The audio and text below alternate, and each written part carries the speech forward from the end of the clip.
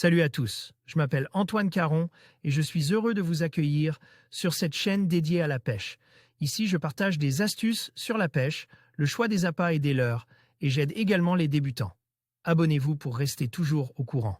Et maintenant, passons au sujet du jour. Indirectement, El Area est en France depuis les années 2000.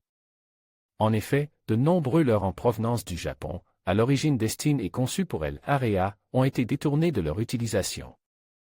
Premières et ont été commercialisées en France pour la truite sauvage ou même le chevenne. La démocratisation de El Area en France. On parle de pratique de El Area depuis réellement 2018 chez nous. Sous l'impulsion de Guillaume Vernet ou encore Vincent Petit, les premiers à proposer des compétitions et de la distribution de matériel spécifique à El Area, ou encore de la firme Ilex via Sansa qui emboîte le pas et conforte l'idée que cela était possible en France. El Area se développait lentement, mais outre les réticences et les mentalités, la pratique se heurte à d'autres obstacles, notamment en ce qui concerne les infrastructures. Car un area n'est pas seulement un réservoir comme on en trouve beaucoup en France, pour la pêche à la mouche surtout. À l'origine, un area, une zone, est une piste d'eau souvent petite et peu profonde dont la configuration des berges et du fond est homogène.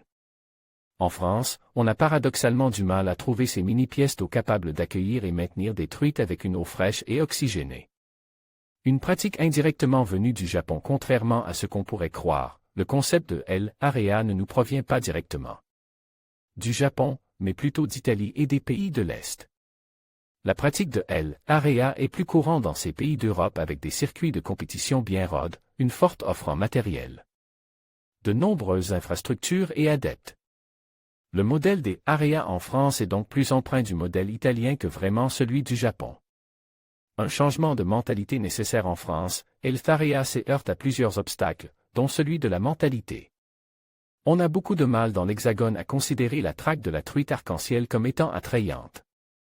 La facilité de beaucoup de pêcheurs est de dénigrer ce poisson et de rabaisser les pêcheurs qui pratiquent El Area, la pêche en bassine. Force est de constater que cette pêche peut se révéler bien plus technique et délicate que la traque de poissons sauvages, truites ou carnassiers compris.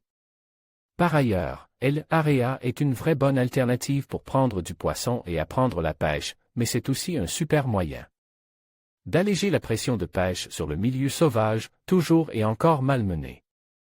La plupart des réservoirs de France sont nés pour la pratique de la mouche, mais les gestionnaires et propriétaires se rendent bien compte que la pratique de la pêche au leurre, en respectant certaines règles, ne contribue pas plus que la mouche à abîmer les poissons. De plus en plus de réservoirs offrent donc la possibilité de pratiquer la pêche au leurre et les techniques de El Area et de nombreuses compétitions ont lieu dans l'Hexagone, voire le calendrier truite area de la FFPS. Les gestionnaires proposent souvent en plus de la truite arc-en-ciel, des souches rares de salmonidés ou des poissons de taille exceptionnelle. Nous allons par la suite aborder les règles de El Area, les poissons qu'on y trouve, les techniques, leur matériel et codes spécifiques à cette pratique dans une série d'articles.